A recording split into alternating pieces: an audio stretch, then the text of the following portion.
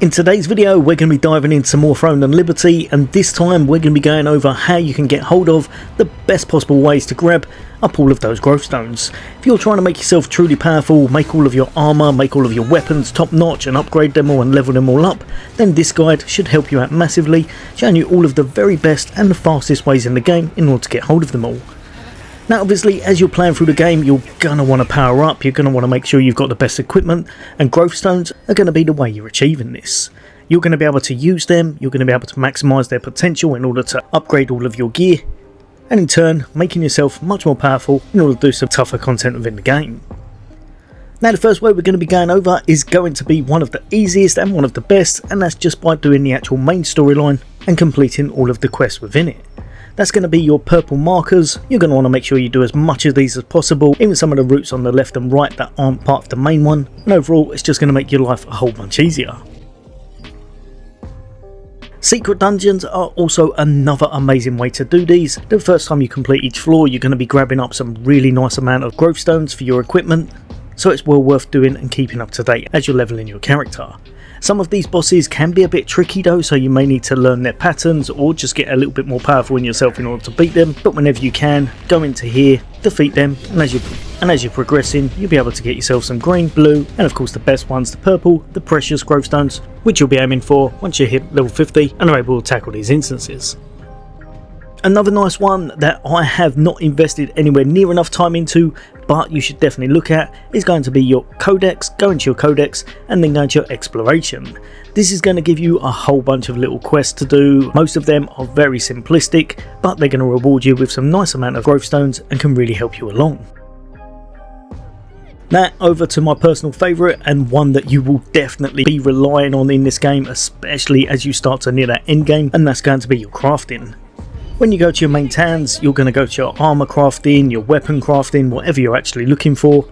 and then if you bop just down to the left hand side just here, you're going to see this bag feature, and it's going to show you what you can actually craft at these vendors. This is really nice, and if you've got a lot of them built up you can upgrade them, so you can use some of the previous Rarity ones in order to upgrade them to the next. So for example, a set amount of green will go into blue, a set amount of blue will go into purple, and as you're progressing through the map you'll be able to unlock a few more of these vendors until you get all the way down the bottom here over into Stoneguard Castle, where you get your senior vendors, as you'll then be able to make all of the precious Growthstones and some of the best must sought after items in order to help upgrade your character.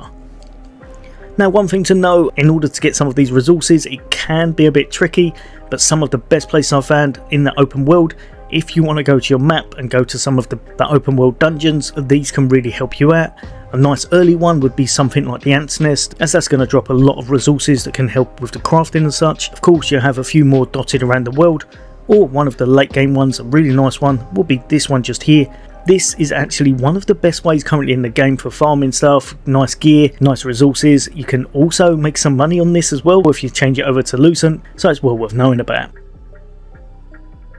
Another thing to note, this one's a little bit more for the beginners, but as you're upgrading your weapons and your gear, don't forget you can also transfer over its power. So rather than selling it on or deconstructing ones that you've invested heavily in with your Growthstones, from there you're going to transfer the power over to another piece of gear that you're after, one that's a higher rarity, and then it'll be stronger. You won't have to invest as much into it afterwards. Of course, same again, you can then invest that blue one into a purple one if you wanted to, and it's just going to help with the leveling up process in general, so make sure you don't deconstruct or sell these off.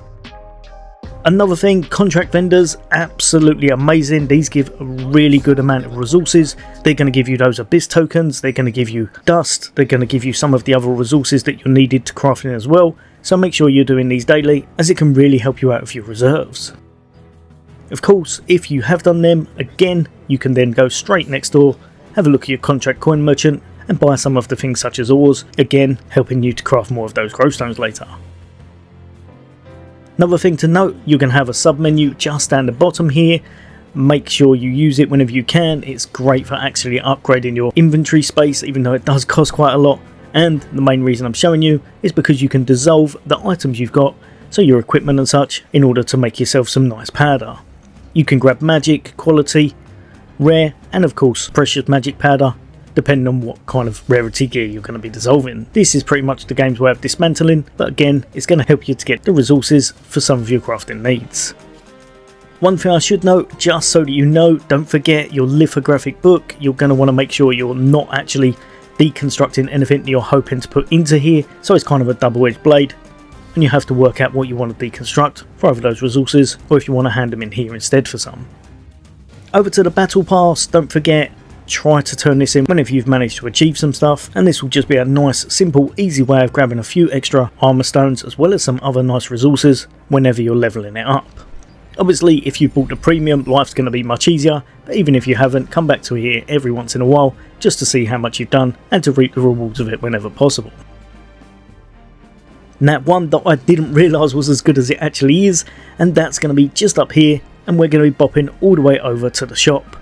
The shop has some absolutely great stuff in it. Obviously, a lot of times you're going to want some of the cosmetics and that, but whenever you're able to, and you've got some of those ornate coins handy, you may want to have a look at investing in these. And even though you can only get a certain amount per week, I often find myself grabbing these just to make leveling up my weapons and armour a little bit easier.